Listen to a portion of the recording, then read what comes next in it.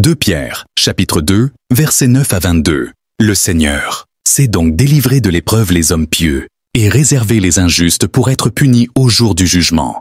Surtout ceux qui courent après la chair, dans un désir d'impureté et qui méprisent l'autorité. Audacieux et arrogants, ils ne craignent pas d'injurier les gloires, tandis que les anges, supérieurs en force et en puissance, ne portent pas contre elles de jugement injurieux devant le Seigneur. Mais eux, semblables à des brutes qui s'abandonnent à leur penchant naturel et qui sont nées pour être prises et détruites, ils parlent d'une manière injurieuse de ce qu'ils ignorent, et ils périront par leur propre corruption, recevant ainsi le salaire de leur iniquité. Ils trouvent leur délice à se livrer au plaisir en plein jour. Hommes tarés et souillés, ils se délectent dans leur tromperie, en faisant bonne chère avec vous. Ils ont les yeux pleins d'adultère et, insatiables de péché, ils amorcent les âmes mal affermies. Ils ont le cœur exercé à la cupidité. Ce sont des enfants de malédiction.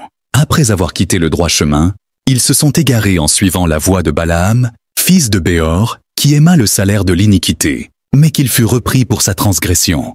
Une ânesse muette, faisant entendre une voix d'homme, arrêta la démence du prophète. Ces gens-là sont des fontaines sans eau, des nuées que chasse un tourbillon.